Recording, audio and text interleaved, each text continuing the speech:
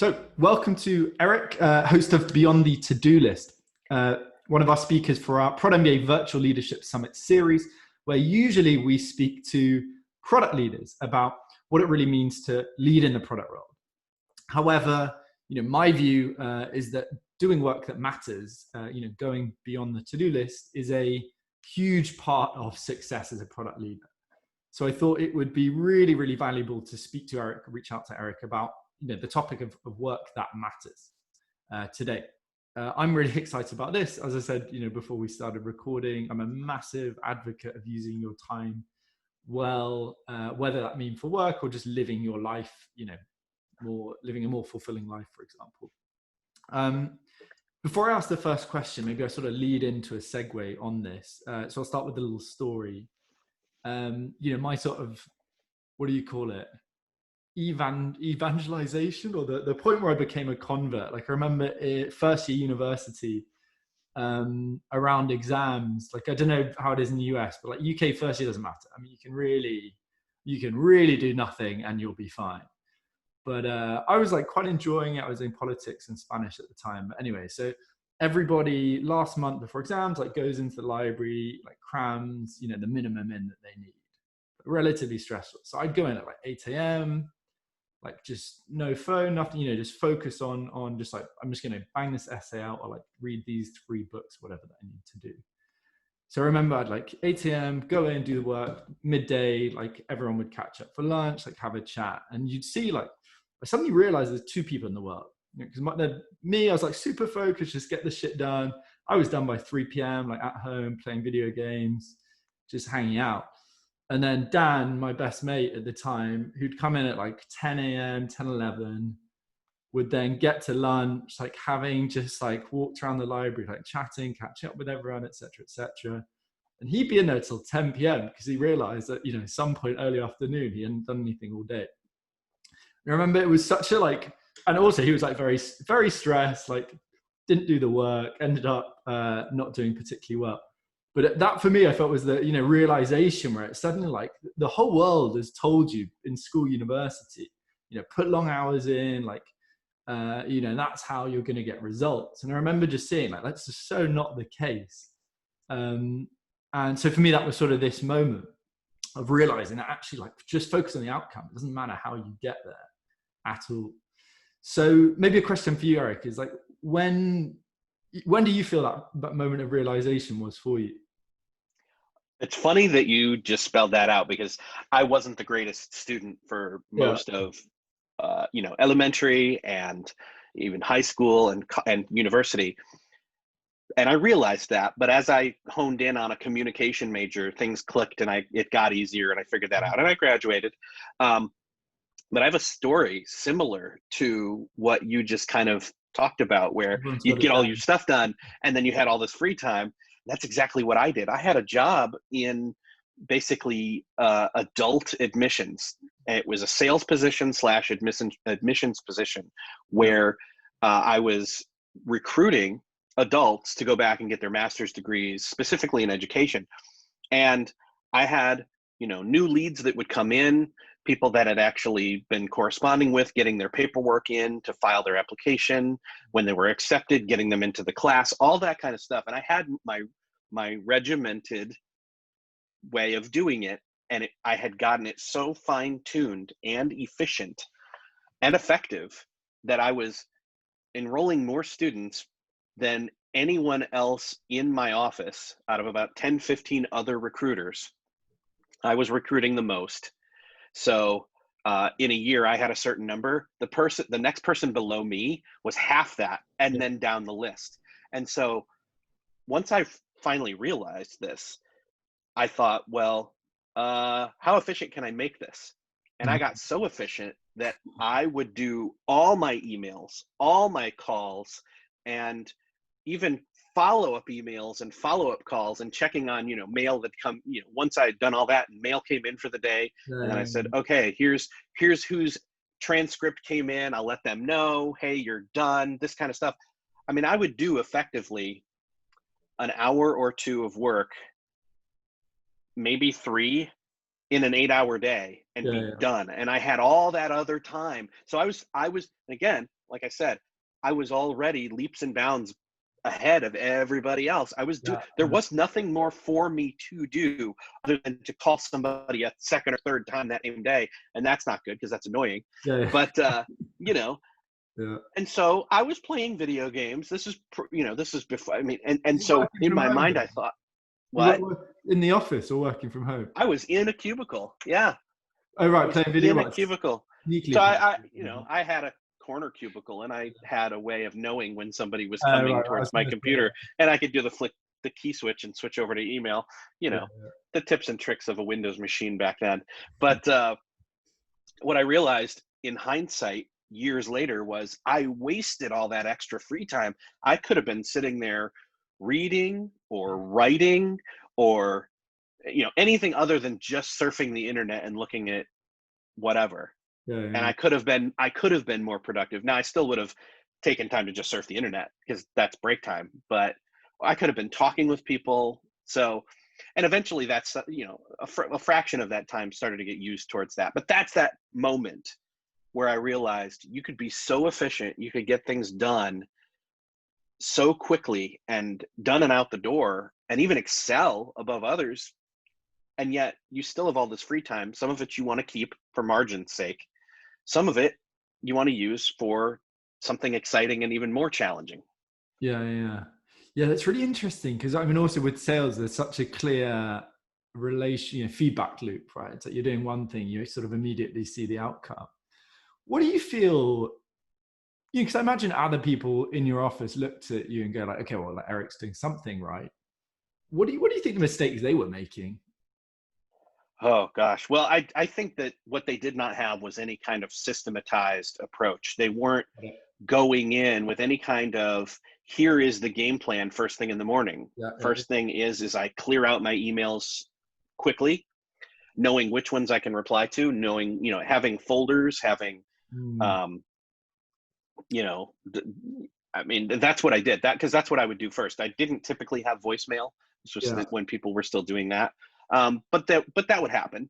And I will say, throughout the day, it's not like I was just sitting there doing nothing. Because then I was sitting there, and calls would come in, and I would answer. But I yeah, would be fully able to pivot and focus on that person calling at that moment. yeah, yeah, But and so were other people. They were there readily available, but they were being pulled out of working on an email or being pulled out of doing something else. In other words, they didn't say, I'm going to go through all these leads and get it done right now. got it. I'm Yeah, going to, I would do mail merges and things to old sets of leads and then remove them and things like that. So, I mean, it was regimented. I mean, again, I would have all my morning work done, what I would need to do, mm, but what a typical person would do all morning till lunch.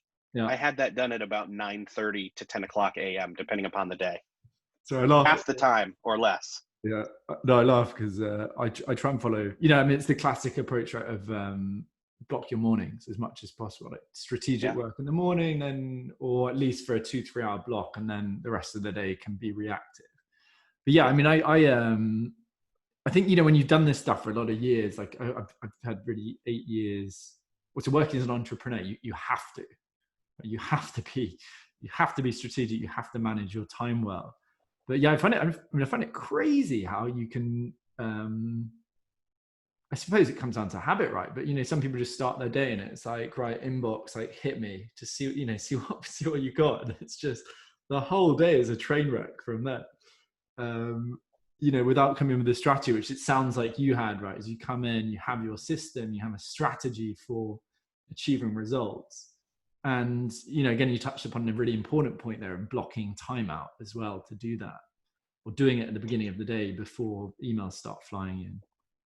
Yeah, yeah. And the other key piece is then having, this is something new that I've been working with and even talked with somebody else on a podcast about, Mm. not mine. I was a guest on their show. And the idea was creating these pre-planned, blocked out segments of time Mm.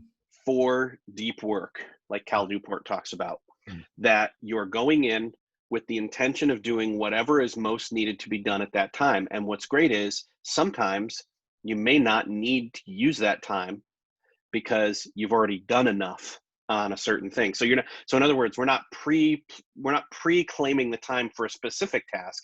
We're just saying that is that is already claimed time on the calendar Mm-hmm. for whatever it needs to be done. And you've got that list of, oh, that's not far enough yet.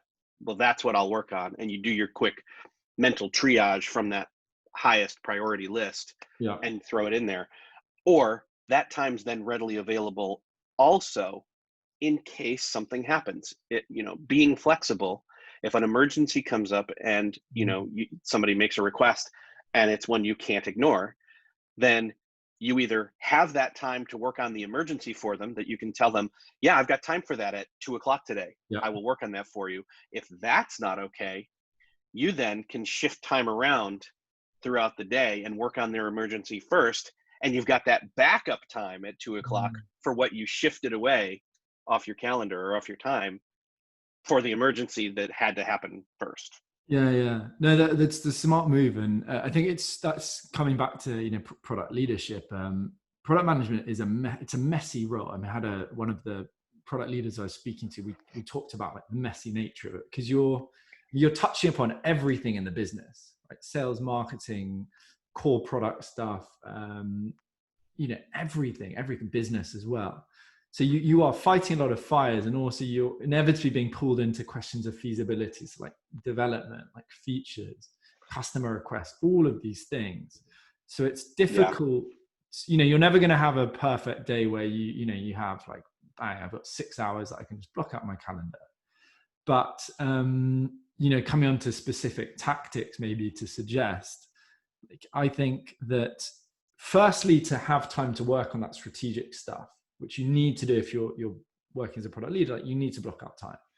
So whether that means getting up a little bit early or simply just saying, I don't have meetings in the first like 1 to 2 hours of my day, is really effective. But I think also, as you touched upon it, having that bit of slack later, whether it's half an hour to just like walk around the block, or just lie down, or deal with something that does pop up that you think is important. I think those are two really nice suggestions that anyone can do. Yeah, I literally block out lunch on the calendar so that nobody can take that time from me. Yeah. And then I will use that as, well, one, obviously to eat, but then two, to do something that I'm not sitting, even though I partly use a standing desk sometimes, that helps, but not just sitting, not just staring at a screen. I like to maybe sit and read something, or do nothing, go outside, take the dog for a walk, or sit outside, depending upon the weather. Not just scroll on the phone, because again, what's the difference between this and this? You're just still staring at a screen the whole time. It's engage a different part of the mind. Exactly. And get that break in. No, exactly. So, but that's why I block it out. No, that's a really smart move. And again, touching upon that is just having your mind off the topic. We talked about this again in a couple of the other talks. Again, just getting you to think through some of these long-term things, or to think through your thinking, or like, what did you do this morning? What have you got coming up this afternoon? Like, these sort of reflective exercises are really, really powerful. And it doesn't, we always talk about meditation, but it doesn't have to be a, sit cross-legged, silently focused on your breathing meditation. Like, meditation is really just a reflection on behavior, on thought patterns, these kinds of things that can be done walking the dog, can be done lying down, can just be done reading a book, for example. So I think, really important to just give yourself that slack. But you mentioned as well, like, two really important words, which is efficiency versus effectiveness. Mm-hmm. This is, from conversation with people, not actually that clear for everybody. So could you give me your own definition of what the difference is? Yeah. So I'll go with effective first, which is essentially making sure that whatever it is you're trying to do, it gets done. Now, that said, we can be effective to a certain point and it be good enough. But being more effective, it's the lever and the fulcrum. The lesson where you've got the triangle, that's the fulcrum and the lever. And so by adjusting the lever, you can push down less, but it does more, and you Mhm. can lift more by pushing down less. Otherwise, the other way around, it's like I've got more of the lever on the other side and I'm pushing so hard, but I'm getting very little effectiveness. And so that's how I view effectiveness, is repositioning the lever or the fulcrum so that you are more effective on whatever it is you're doing. And the reason I bring that up first is that then for me ties into efficiency, Mhm. because if you can do more effectiveness with less effort, that makes you more efficient. A Mhm. lot of the times people are thinking, well, how can I get the same amount done in a faster amount of time? That's one great way to look at it. Yes, if you can just get the same output faster, Mhm. more efficiently, that's fine. But if you aim for more effectiveness with the same amount of time, that's actually the path to take, because you may do it quicker, you may do it slightly longer Mhm. than normal, but if you're doing that much more with it, then it's much more effective. Yeah, So yeah. And sorry, by just to be really clear as well, like by that much more, we mean like ultimately it's like contribution towards some specific goal, right? mhm, I think yeah, I always give the example like efficiency. Right? You can organize an Excel sheet and make it like super efficient, make it look nice and work really well.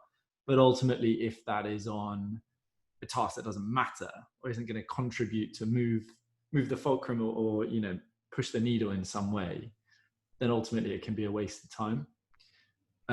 So I suppose, as you said, it's sort of like efficiency. Efficiency is good when it's within a framework of saying like, does the work we're doing make sense? And then we can say like, should we now optimize it, make it more efficient in some way? yeah. In my mind, the way it works is, if you're just going for efficiency's sake, that's a great place to start, I suppose. But if you go for effectiveness sake, you incorporate some of the efficiency Yeah, in the effectiveness when you're proving or when you're improving for effectiveness. yeah, yeah, definitely. This also, sorry, it's a real passion topic of mine as well. Like one thing I find so funny, when you catch yourself with some of these things, right? Because it's easy to talk about, being effective, but it's hard in practice. It's hard to keep the habit. One thing, I always find is it is easier to focus on efficiency, right? It is easier to just say like, oh, I've got this like really busy day and I've got these 100 things I need to do and I'm just going to get through them really quickly, do them really efficiently. I think people really struggle. Firstly, saying, what, that doesn't matter. And secondly, saying, okay, what does matter? Like, how do I ask myself that kind of question? Uh, and I had an example today. I was looking at the topic of we have a blog. Does it make sense to look at an SEO strategy there? Like it's not clear. Should I do this? Should I not? It's not an easy example. So how do you, in the real world, like what specific advice would you give when something is borderline, where it's like, how is this really going to contribute? Like, I'm not sure. It's not clear. Yeah. When things aren't clear like that, this is actually another block of time that I try to maintain at least two different types of this. So, Mm, number one of the blocks of time that I do weekly is admin time, which mm, is that's my catch-all. That's my um oh, I need to make sure that I resubscribe to some newsletter, yeah, or and these are things that, by the way, if I'm sitting, this is kind of like meditation. If I'm sitting in that block of time we talked about previously, where I'm sitting there and I'm focused and I'm doing the work, mm, obviously internal or external distractions can still happen during that time, often mostly from yourself. yeah. You're going to come up with that, I'm working hard on project Oh, X, yeah. and possible project Yeah, Z is saying, hey, remember me, yeah, you should think about me. yeah, I'll have literally a legal pad. I've got it right here. um, I've got a legal pad, and I'll pull it up and I'll write with a pen the quick idea, and then I'll flip it over and slide it out of reach again. yeah, And so that's kind of the being aware of the thought, yeah, accepting the thought, and then letting the thought go, and then focusing back on the breathing or the task at hand. But that but what am I going to do with that? What am I going to do with this pad? If I just collect the stuff and never do anything with it, what good is it? Well, one, having a shutdown time at the end of the day where I go through the pad and pull stuff out and say, ooh, that's a quick 2-minute thing. That's a 3-minute thing. Or, oh, that I need to do some research on, and I'm going to give myself permission to do research on it. That's the other block of time, is actual dedicated research blocks where I will allow myself to go anywhere, do anything, and go down the rabbit holes with permission, so I don't feel guilty about it. And I've got a timer, and it's set for a part of the, it's a segmented place on my clock or on my calendar, and that way I'm able to give myself that freedom and not feel like, oh man, what did I do today? I did all this, I looked at all these different things, but none of it mattered. No, I did the research for that, I did the research for this, and I may not be closer to making the decision, but I'll have some of the research, and then maybe I can throw that to a colleague or something and say, hey, here's some stuff I thought of. What do you think of this? But at least then I've been intentional with all my time. What I've said I was going to do at certain times, even with distractions, I threw those distractions into a different time bucket to take care of later. I procrastinated on purpose on those.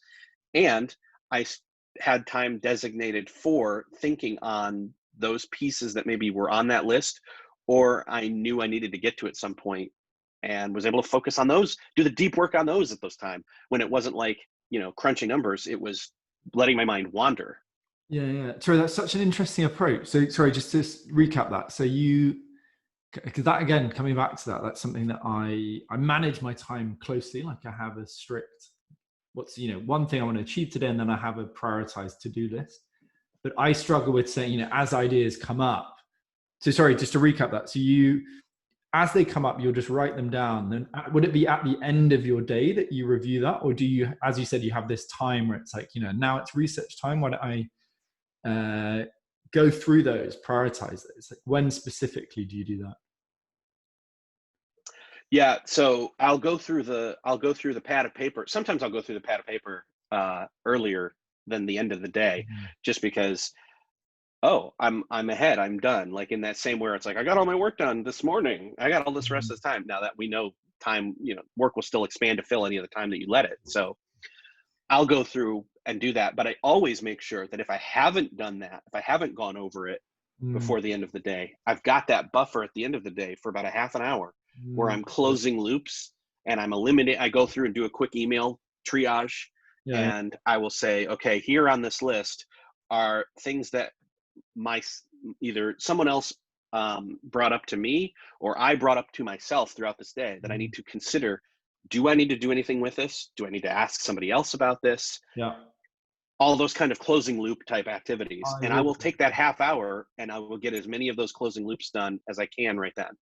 I really like that. I'm going to do that straight after this, because that's when I'm wrapping up my week. Because I always find, there's one, I know that, you have one or two small things on your list at the end of the day, and I know they're not a big deal.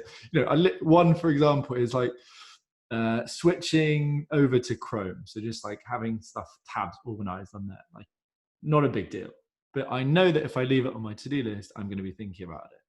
So I really like that, where you're sort of closing off chapters at the end of the day, and also pushing back some of these topics, as you said, that pop up. And I think there's such value in leaving a bit of time between when the idea comes up and seeing it, right? And seeing it for what it is, which may not be something that's that important. But maybe just tying into the last question before we wrap up. As I said at the beginning, I think time management is so important, and is becoming more and more important the busier the world we're in. We talked today about, we didn't have that long today, but we talked about a couple of tactics, right? So blocking time in the morning, having I really like specific blocks for specific things, like admin time, research time, giving yourself a bit of slack at lunchtime or in the afternoon to think through your thoughts, give yourself a bit of time. As you said, you're focusing on reading some of these maybe non-work related things as well. The use of the legal pad. I love that idea of the legal pad, writing down the ideas at the end of the day. But, I feel there's a lot of productivity sort of tactics, tricks out there. If you were somebody that is reactive, right? Somebody that says, you know what, my time is out of my control. What would you say is the one thing that they could do, like right now or within the next 24 hours? Like the one thing that would really move the needle, help them move towards being more strategic. And again, reinforcing that point, it's not about just being effective at work. You live a happier, more fulfilled, more balanced life if you're able to manage your time effectively. So what would you say is that one thing that has worked for you, maybe? Yeah, I would say, well, honestly, I think the thing for me that has worked the most, and even again in that early instance where I realized I could be way more effective and was then thusly much more efficient and had all that free time. Like my time wasn't my own. I still had to be in that cubicle and I still had to go to meetings, etc., where I didn't have any say in being there or not. Yeah. But what I could do was I realized that I had a lot more ownership of the time. So in other words, do a time audit. What are you spending your time on? Yeah. And then realize you do have more claim on your time than you think you do, Yeah. even if other people have claim on a large percentage of it. Figure out where the rest of the percentage is, because I guarantee you have more than you think you do. And then what can you do with that time more intentionally to claim it for yourself and do something that is more effective? Yeah, I think that's excellent advice, and I completely agree. And it's, people feel, maybe particularly for an employment, you feel like things are already out of your control, and it's not true. I mean, I felt like I skilled up and launched a business whilst working for other people, and that was because following this kind of advice, right? Getting the work done, 3 hours, and then work on my own stuff the rest of the day. And I think anyone can do that. And I think, as you said, great place to start is with the time audit itself. But Erik, this has been absolute pleasure. Really fun conversation for me. I've picked up a really nice new trick that I'm going to try straight after this with that legal pad. Where should we send people if they want to hear more from you, if they want to hear you talk more about, being effective with your time? Yeah, I have weekly conversations with people, sometimes by myself. I did one recently where I had my top 5 productivity books that I recommend to people. Oh, And it's nice. just me talking through them, 5 of them. Actually, there's 2 bonus ones, but I do that over at beyondthetodolist.com. Awesome. Excellent. Well, look, I'll link that through when we launch this series so that everybody can catch a couple of episodes on there. As I said, thank you so much, Erik Fisher. Been an absolute pleasure. Thanks everybody for listening as well. Thank you.